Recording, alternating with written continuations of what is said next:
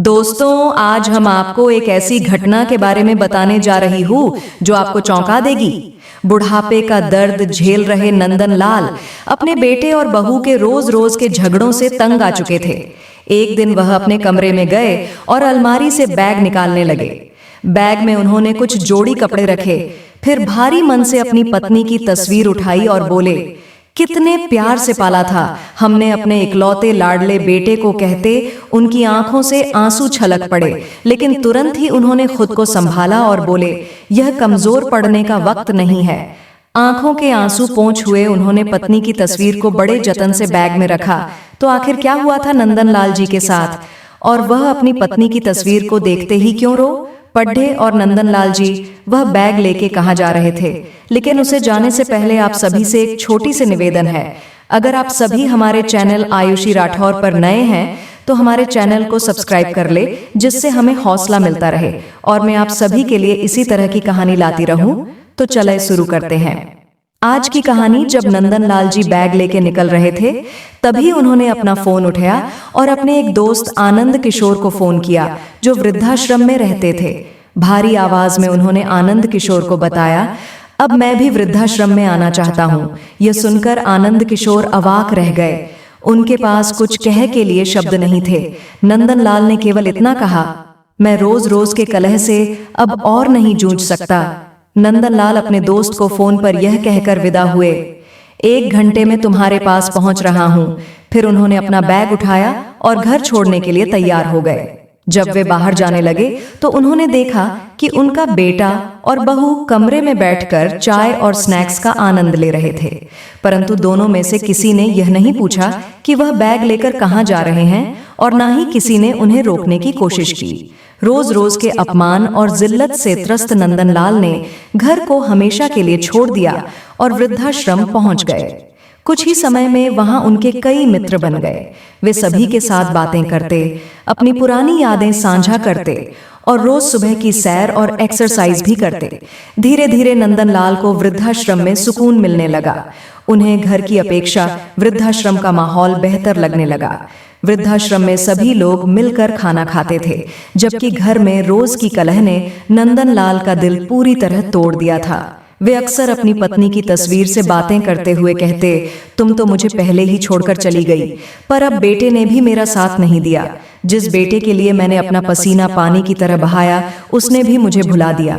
एक दिन नंदन लाल वृद्धाश्रम के प्रांगण में टहल रहे थे, तभी वृद्धाश्रम के बाहर एक कार आकर रुकी। आश्रम के सभी लोग उस कार की ओर देखने लगे, मन में सोचते हुए कि आज फिर कोई अभागा बुजुर्ग इस आश्रम में अपना ठिकाना ढूंढने आया है। नंदन लाल ने देखा कि कार से एक नौजवान लड़का उतरा और उसके बाद एक अधेड़ उम्र की महिला, जो शायद उसकी मां थी, वह लड़का अपनी मां का हाथ पकड़कर उसे बाहर निकालने लगा। महिला की उम्र लगभग 65 वर्ष रही होगी और उसने सिर पर पल्लू लिया हुआ था, जिससे उसका चेहरा सही से दिखाई नहीं दे रहा था। थोड़ी ही देर में कार से करीब 3035 वर्ष की एक अन्य महिला उतरी, जिसके हाथ में एक बैग था। उस महिला ने बैग बुजुर्ग औरत के हाथ में थमाया और फिर उनसे कुछ बातचीत करने लगी। बुजुर्ग महिला चुपचाप उसकी बातें सुन रही थी, जैसे उसमें बोलने की ताकत ही ना हो।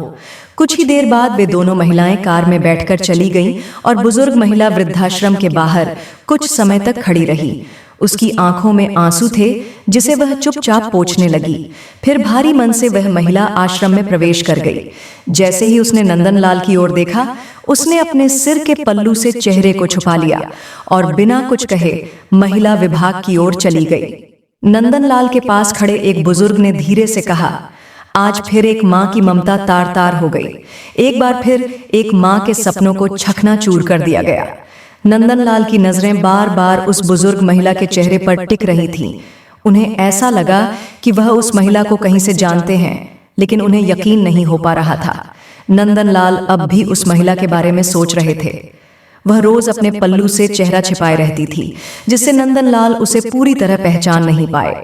लेकिन एक दिन जब वह महिला बागवानी के काम में लगी हुई थी और नंदन लाल टहलने के लिए निकले, तभी अचानक उसके सिर से पल्लू हट गया।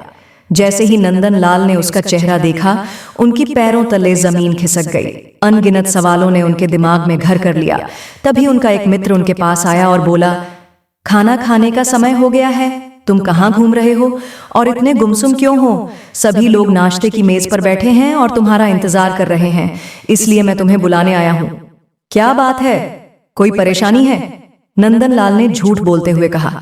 अरे नहीं, कुछ भी तो नहीं, बस थोड़ा टहलने के लिए बाहर निकला था, अभी आ रहा हूँ। जब वे खाने की मेज पर बैठे तो उनकी नजरें बार बार जानकी देवी को ढूंढ रही थीं। वे उनसे पूछना चाहते थे कि आखिर ऐसा क्या हुआ कि उन्हें वृद्धाश्रम आने की नौबत आ गई। जानकी देवी का तो पूरा परिवार था और वह हमेशा कहती थी कि वह अपने बेटे और बहू के साथ बहुत खुश हैं। फिर आज ऐसा क्या हो गया? नंदनलाल ने एक अन्य व्यक्ति से पूछा। 2 दिन पहले जो महिला वृद्धाश्रम में आई थी, वह आज खाना खाने क्यों नहीं आई है? उस व्यक्ति ने जवाब दिया, वह माताजी आज बहुत दुखी हैं, इसलिए उन्होंने खाना खाने से मना कर दिया है, परेशान भी क्यों ना हो। आखिर उनके बेटे और बहू ने जो उनके साथ किया, ऐसा तो कोई दुश्मन के साथ भी न करे। वे बार बार अपने घर को याद कर रही हैं और सुबह से अपने कमरे में बैठकर रो रही हैं, इसीलिए उनका ध्यान भटकाने के लिए उन्हें बागवानी करने का काम दिया गया है। यह सुनते ही नंदनलाल के मन में कई विचार उमड़ने लगे। उन्होंने जानकी देवी से बात करने का निश्चय किया, क्योंकि वह जानना चाहते थे कि आखिर उनके साथ क्या हुआ जिसने उन्हें इस स्थिति में पहुंचा दिया। यह सब सुनकर नंदनलाल का मन और भी अधिक बेचैन हो गया। वे यह जानने के लिए उतावले थे कि जानकी देवी के साथ ऐसा क्या हुआ जो उन्हें वृद्धाश्रम में आना पड़ा। थोड़ी देर बाद वे महिला विभाग में जानकी जी से मिलने गए। नंदनलाल को अपने सामने देखकर जानकी जी थोड़ी परेशान हो गई। नंदनलाल ने धीमी आवाज में कहा, मैं जानता हूं कि आपने मुझे पहचान लिया है, लेकिन क्या आप मुझे यह बता सकती हैं कि आप इस हालात में कैसे पहुंची? जानकी जी ने कुछ नहीं कहा, पर उनकी आंखों में आंसू छलक आए। यह देखकर नंदनलाल का दिल और भी भारी हो गया। उनका मन कर रहा था कि जोर से चिल्लाकर इस दुनिया से पूछे, क्यों बुढ़ापे में बूढ़े माँ बाप को समाज ऐसे छोड़ देता है? क्या बूढ़े लोगों का कोई आत्मसम्मान नहीं होता? इन विचारों में खोए हुए नंदनलाल वृद्धाश्रम के प्रांगण में धीरे धीरे टहलने लगे। अचानक वे बगीचे के किनारे से टकराए और गिरते गिरते एक पेड़ को पकड़कर खुद को संभाल लिया। तभी वृद्धाश्रम के एक कर्मचारी ने दौड़कर उनकी मदद की और पूछा, आप ठीक हैं? कुछ हुआ तो नहीं? नंदनलाल ने थकान भरी आवाज में कहा, मैं ठीक हूँ, बस थोड़ी देर सोच में डूबा हुआ था। नंदनलाल मन ही मन जानकी जी से बात करने का कोई और तरीका सोच रहे थे। वे यह तय कर चुके थे कि जब तक जानकी जी उन्हें सब कुछ नहीं बताती, वे चैन से नहीं बैठेंगे। पास से गुजर रहे वृद्धाश्रम के कर्मचारी ने नंदनलाल को गिरते हुए देखा और तुरंत उनकी ओर बढ़कर पूछा, अंकल जी, आप ठीक तो है ना? कहीं चोट तो नहीं लगी? अपना पैर दिखाइए, अगर चोट लगी हो तो मैं अभी पट्टी कर देता हूँ। नंदनलाल हल्के से मुस्कुराए और बोले, अरे नहीं, ज्यादा चोट नहीं लगी, बचाव हो गया, चिंता मत करो। इतना कहकर वे प्रांगण में रखी बेंच पर जाकर बैठ गए। वहां बैठते ही कुछ महीने पहले की एक घटना याद आ गई। जब वे घर में बाथरूम में फिसलकर गिर गए थे, उस वक्त उनके पैर में गहरी चोट आ गई थी, लेकिन उनकी बहू ने उनकी चोट को नजरअंदाज कर दिया और अपने काम में लगी रही। उनका बेटा रोहन, जो उस वक्त घर पर था, चिल्लाते हुए बोला था, क्या संभल कर काम नहीं कर सकते? मुझे तो समझ नहीं आता कि आप इतनी हड़बड़ी में क्यों रहते हैं। कोई काम ठीक से करना नहीं आता, जब देखो चोट लगाकर बैठ जाते हो और हमारा काम बढ़ाते रहते हो। अगर कोई काम नहीं होता तो मत किया करो, आराम से अपने कमरे में क्यों नहीं बैठते? पूरा दिन इधर उधर घूमते रहते हो। रोहन को इतना भी ख्याल नहीं आया कि अपने पिता का हालचाल पूछे या उनकी चोट पर मरहम पट्टी करे। नंदनलाल को अपने बेटे की इन बातों ने बहुत चोट पहुंचाई थी, लेकिन वे चुप रह गए। एक और घटना याद आई, जब नंदनलाल का चश्मा टूट गया था। उन्होंने अपने बेटे से कहा था, बेटा, मेरा चश्मा ठीक करवा देना, टूट गया है। लेकिन रोहन ने उनकी बात को अनसुना कर दिया था और उस दिन भी नंदनलाल को यह एहसास हुआ था कि अब वे अपने बेटे और बहू के लिए सिर्फ एक बोझ बन गए हैं। नंदनलाल अपने अतीत में खोए हुए थे। जब उन्हें याद आया कि कैसे उनकी बहू ने चश्मे की बात पर चिल्लाकर कहा था, बस चारपाई पर बैठे बैठे खर्च बढ़ते रहते हैं और कोई काम धंधा तो करते नहीं, बच्चों जैसी हरकतें हो गई हैं। आपकी नंदनलाल के दिल को यह बात गहराई तक चुभ गई थी। वे बार बार अपने बेटे और बहू से अपमानित हो चुके थे और हर बार उनकी आत्मा पर एक नई चोट लगती थी। अभी वे अपने विचारों में डूबे हुए थे कि सामने से उनके बुजुर्ग मित्र आनंद किशोर जी आते हुए दिखाई दिए। उनके चेहरे पर एक बड़ी मुस्कुराहट थी। उन्हें देखकर नंदनलाल बोले, क्या बात है आनंद किशोर, आज तो बड़े खुश नजर आ रहे हो। आनंद किशोर जी हंसते हुए बोले, आज मेरे बेटे का जन्मदिन है। उसका फोन आया था कि वह मुझसे मिलने आने वाला है, इसलिए मैं बहुत खुश हूँ। बहुत दिनों बाद उसका चेहरा देखने को मिलेगा। आनंद किशोर जी की बात सुनकर नंदनलाल का मन थोड़ा भारी हो गया। उन्होंने गंभीर स्वर में कहा, जी, तुम्हारे बेटे ने तुम्हारी यह हालत कर दी। तुम्हें वृद्धाश्रम में छोड़कर चला गया और अब साल में कुछ ही घंटों के लिए मिलने आएगा। तुम उसी बेटे के लिए इतने खुश हो रहे हो? आनंद किशोर जी ने मुस्कुराते हुए जवाब दिया, मैं तो इसी से खुश हूँ। मेरे लिए यही बहुत बड़ी बात है कि वह मुझे मिलने आ रहा है। लेकिन नंदनलाल इस जवाब से संतुष्ट नहीं थे। उन्हें अपने मित्र की यह बात बहुत नागवार गुजरी। वे नाराज होकर उनकी बात को बिना सुने ही अपने कमरे में चले गए। मन ही मन सोचने लगे, ये किस्सा केवल मेरे साथ या जानकी जी के साथ ही नहीं है। यहाँ वृद्धाश्रम में रहने वाले हर बुजुर्ग की कोई ना कोई ऐसी ही दर्दनाक कहानी है। हर एक बुजुर्ग यहाँ अपने परिवार की बेरुखी और अपमान की वजह से आया है। नंदनलाल बिस्तर पर लेट गए, लेकिन उनके मन में हर पल यही सवाल गूंजता रहा कि आखिर क्यों बुढ़ापे में बुजुर्गों को इस तरह अकेला छोड़ दिया जाता है। नंदनलाल की आंखों से आंसू रुकने का नाम नहीं ले रहे थे। वे अपने पोते गोलू को अपनी टांगों से चिपके देखकर भावुक हो गए। गोलू की मासूम आवाज में दादू दादू सुनते ही उनकी सारी कड़वाहट कुछ देर के लिए मानो पिघल गई। उनकी आंखों से छलकते आंसू, जो अब तक दुख और पीड़ा का प्रतीक थे, अब मिश्रित भावनाओं का प्रतीक बन गए। खुशी, दुख और अंदर छिपा वह स्नेह जो शायद वे कभी अपने पोते के साथ बांटना चाहते थे। वृद्ध आश्रम के संचालक ने नंदनलाल के बेटे और बहू को अंदर बुलाया। जैसे ही वे कमरे में आए, नंदनलाल के चेहरे पर नफरत और गुस्से के भाव आए। मन में सवाल उठने लगे, आज उन्हें मेरी याद कैसे आई? जब मैं जरूरतमंद था तब तो कभी नहीं आए। अब यह लोग मुझसे क्या चाहते हैं? नंदनलाल के बेटे ने पास आकर कहा, पिताजी, हम आपसे मिलने आए हैं। बहुत दिन हो गए थे, सोचा आपसे मिल लूं। गोलू भी आपको बहुत याद कर रहा था। यह सुनकर नंदनलाल के मन में उथल पुथल मच गई। कुछ पल के लिए वे सोच में डूब गए। एक तरफ उनका पोता गोलू उनकी गोद में चिपका हुआ था, तो दूसरी ओर उनके बेटे और बहू का चेहरा था जिसने उन्हें इस हालत में छोड़ दिया था। उनकी बहू, जो कभी उनसे कटु बातें किया करती थी, अब एक नकली मुस्कान ली खड़ी थी। नंदनलाल ने अपने आंसू छिपाते हुए कहा, अब क्या तुम लोग मुझसे मिलने आए हो? जब मैं तुम्हारे साथ था तब तुम्हें मेरी फिक्र नहीं थी। आज तुम्हें मेरी याद कैसे आ गई? उनके बेटे ने थोड़ा थोड़ा झिझक हुए कहा, पिताजी, हमसे गलती हो गई, आप घर चलिए। हम अब आपको वृद्धाश्रम में और नहीं रहने देंगे। यह सुनकर नंदनलाल की आंखों में आंसू फिर से भर आए, लेकिन इस बार वे आंसू अपने अपमान और उस बीते वक्त की याद में थे जब उनका अपमान बार बार किया गया था। उन्होंने हल्की आवाज में कहा, अब मेरी आदत यहाँ की जिंदगी से हो गई है, तुम लोग जाओ, मैं यहीं ठीक हूँ। उनके बेटे ने फिर से समझाने की कोशिश की, लेकिन नंदनलाल का मन अब ठहर चुका था। वे जानते थे कि यह बस एक पल की माफी थी, लेकिन जख्म जो उनके दिल पर लगे थे वे इतनी आसानी से नहीं भर सकते थे। गोलू ने उनके हाथ को पकड़े हुए कहा, दादू, आप घर चलो ना, मैं आपके साथ खेलूंगा। नंदनलाल ने अपने पोते के सिर पर हाथ फेरा और हल्की मुस्कान के साथ कहा, गोलू बेटा, दादू यहीं ठीक है। जब तुम्हें दादू की याद आएगी तो तुम मुझसे मिलने आ सको। यह कहते हुए नंदनलाल की आंखों में आंसू छलक पड़े और उन्होंने धीरे से अपना पोता अपनी गोद से उतार दिया। उनके बेटे और बहू ने कुछ देर और मनाने की कोशिश की, लेकिन अंत में नंदनलाल के निर्णय के आगे वे हार गए। जब वे वापस जाने लगे तो नंदनलाल की आंखें उन्हें दरवाजे तक जाते हुए देख रही थीं। मन में कई सवाल और भावनाएं उमड़ घुमड़ रही थीं, लेकिन अब वे जान चुके थे कि उन्हें इस वृद्धाश्रम में ही अपनी जिंदगी के बाकी दिन बिताने होंगे। नंदनलाल की आवाज में दृढ़ता और गुस्सा साफ झलक रही थी।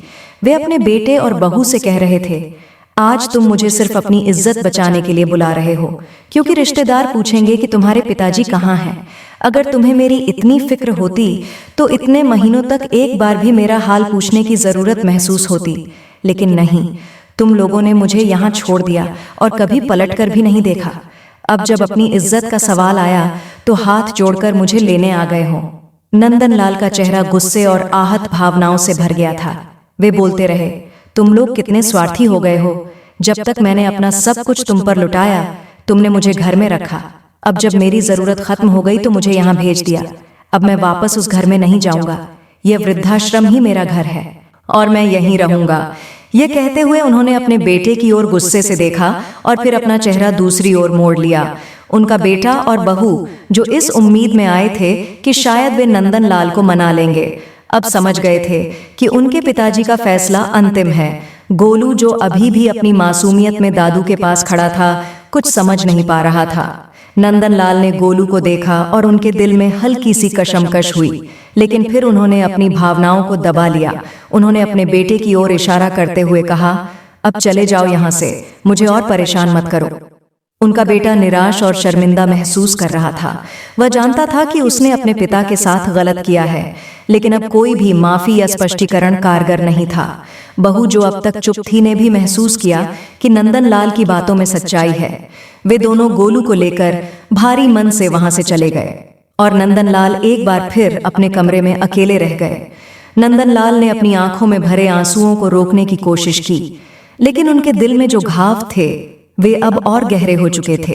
उन्होंने अपनी पत्नी की तस्वीर को उठाया और कहा, तुम चली गई, लेकिन तुम्हारा यह बेटा, उसने भी मुझे अकेला छोड़ दिया।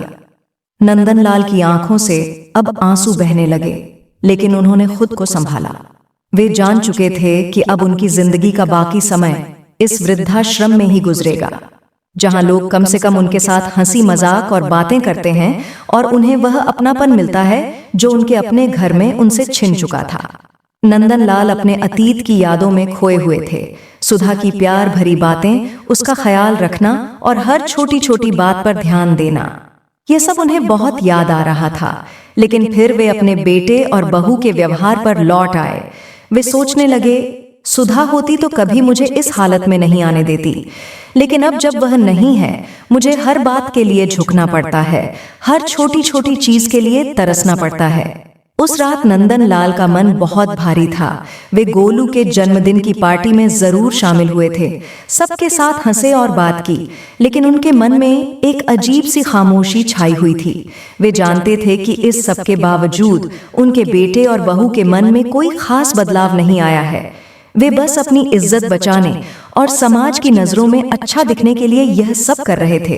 रात में अपने कमरे में सोते वक्त नंदनलाल ने ठान लिया कि वे अगले दिन एक ऐसा कदम उठाएंगे जिससे उनके बेटे और बहू को समझ आए कि उनका प्यार और देखभाल दिखावटी नहीं हो सकती।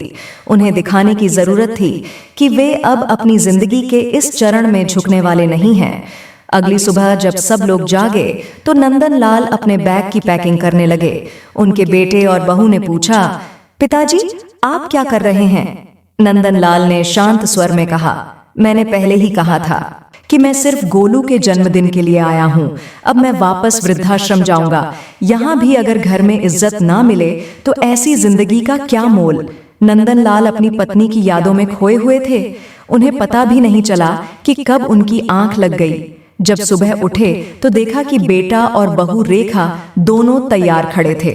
जैसे ही नंदनलाल बाहर आए, रेखा बोली, पिताजी तैयार हो जाइए, आपको वापस वृद्धाश्रम छोड़कर आते हैं। रेखा के मन में विचार चल रहे थे कि कहीं पिताजी हमेशा के लिए रुकने का मन ना बना ले, इसलिए जल्द से जल्द उन्हें वृद्धाश्रम छोड़ देना ही ठीक होगा। नंदनलाल उनकी बातें सुनकर हैरान तो हुए, लेकिन बेटे और बहू की मंशा को वह भली भांति समझ चुके थे। इसीलिए बिना कुछ कहे वे जल्दी से नहा धोकर तैयार हो गए। जब वृद्धाश्रम जाने के लिए गाड़ी में बैठने लगे तो उन्होंने देखा कि रेखा के चेहरे पर संतोष भरी मुस्कान थी।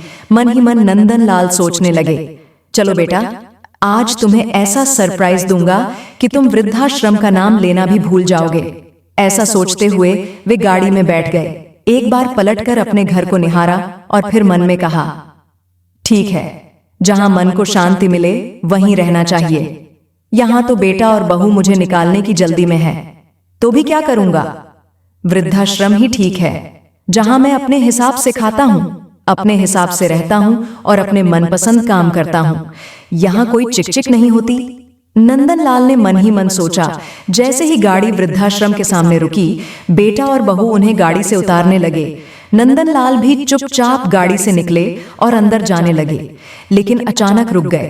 पीछे मुड़कर अपने बेटे और बहू को आवाज दी। वे दोनों गाड़ी में बैठ ठन्ने ही वाले थे।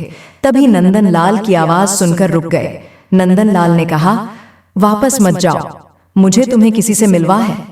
यह सुनकर बेटा और बहू उनके पीछे पीछे चल पड़े। वृद्धाश्रम के प्रांगण में पहुंचने के बाद नंदनलाल ने वहां काम करने वाले एक व्यक्ति से कहा, जानकी जी को बुला दो। कुछ ही देर में जानकी जी बाहर आई और जैसे ही नंदनलाल के बेटे ने उन्हें देखा, वह हैरान रह गया। बहू रेखा के चेहरे पर तो जैसे किसी ने पानी फेर दिया। वह घबराई हुई सी दौड़कर जानकी जी के गले लग गई और फूट फूट कर रोने लगी।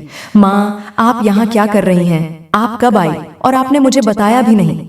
रेखा की आंखों से आंसू बह रहे थे, लेकिन जानकी जी ने उसकी बातों का कोई जवाब नहीं दिया। रेखा ने फिर कहा, मुझे तो यही लगता था कि आप भाई और भाभी के साथ अच्छे से रह रही हो। कल ही मेरी भाभी से बात हुई थी, उन्होंने भी नहीं बताया कि आप वृद्धाश्रम में हो। मैं कितने दिनों से पूछ रही थी कि माँ से बात नहीं हो रही, माँ कहाँ है, एक बार तो मेरी बात करवा दो। तब भाभी ने कहा था कि आप तीर्थ यात्रा पर गई हो, इसलिए बात नहीं हो पाएगी। और मैंने भी मान लिया कि आप तीर्थ यात्रा पर गई हो, लेकिन मुझे क्या पता था कि उस जालिम औरत ने आपको वृद्धाश्रम में छोड़ दिया है। अपनी बेटी की बात सुनकर जानकी जी फूट फूट कर रोने लगी। बेटा, तुम्हारे भाई और भाभी झूठ बोल रहे थे, मुझे 1 महीने पहले ही वे यहाँ वृद्धाश्रम में छोड़ गए थे। रेखा ने गुस्से में कहा, लेकिन माँ, आप मुझे फोन करके बता तो सकती थी, मैं तुरंत यहाँ पहुंच जाती। उन लोगों की हिम्मत कैसे हुई आपकी साथ ऐसा करने की? रेखा अपनी माँ से लिपट गई और रोते हुए बोली, मैं आपको फोन करके कैसे बता सकती थी? जिस दिन मैं वृद्धाश्रम आई, मैंने तुम्हारे ससुर जी को यहाँ देखा। इसका मतलब तो यह हुआ कि तुम में और तुम्हारी भाभी में कोई फर्क नहीं है। तब मैंने सोचा तुम्हें फोन करके तुम्हारे भाई भाभी की करतूतों के बारे में क्या बताती।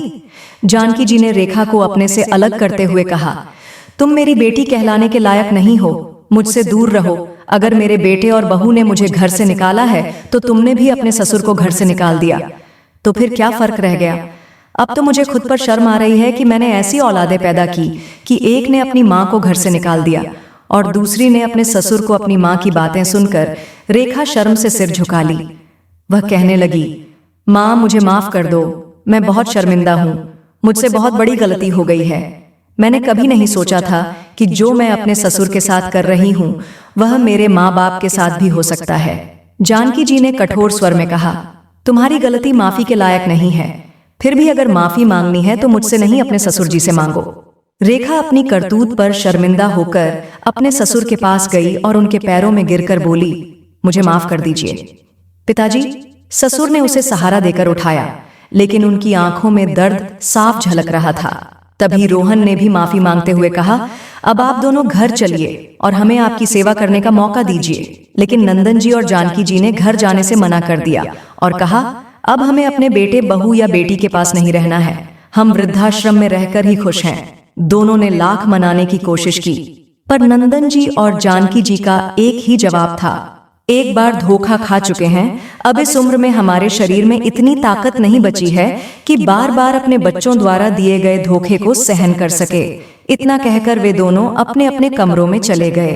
रेखा और रोहन मायूस होकर घर पहुंचकर उन्होंने देखा कि पिताजी के कमरे में उनके बिस्तर पर एक कागज पड़ा था, जो शायद उनकी जेब से गिर गया था। रोहन ने उसे उठाकर खोला तो देखा कि उसमें उनके पिताजी ने एक कविता लिखी हुई थी। क्या किसी ने देखा है? मौत से पहले भी मौत आई है। हाँ, मैंने देखा है। आज मौत से पहले भी मौत आई है। जब जिंदगी अपने आखिरी पड़ाव पर आती है, शरीर भी काम नहीं करता, केवल सांस चलती है, पर दिल की धड़कन आई जाती है। हाँ, मैंने देखा है, मौत से पहले भी मौत आई है। अपने पिता द्वारा लिखे इन शब्दों को देखकर रोहन के दिल में जैसे अनगिनत तीर एक साथ चुभ गए। उधर रेखा अभी भी अपनी माँ की हालत देखकर सदमे से उभर नहीं पाई थी। आज उनके पास पछताने के अलावा और कोई रास्ता नहीं था। किसी ने सही कहा है, संतान का अस्तित्व माता पिता की वजह से होता है और माता पिता वृद्धाश्रम में होते हैं संतान की वजह से। दोस्तों, इस कहानी को सुनाने का मेरा उद्देश्य किसी को परेशान करना या भावनाओं को आहत करना या किसी के दिल को दुखाना नहीं था, बल्कि आपको जागरूक, सचेत और अलर्ट करना था। इस पूरे वीडियो को देखकर आपका मन गदगद हो गया होगा। ऐसी ही और कहानियों के लिए हमारे चैनल को लाइक, शेयर और सब्सक्राइब जरूर करें। आपकी क्या राय है? कृपया अपनी राय निष्पक्षता के साथ कमेंट बॉक्स में जरूर दें। जहां भी रहिए, सचेत रहिए, सुरक्षित रहिए। बहुत बहुत धन्यवाद। जय हिंद, जय भारत।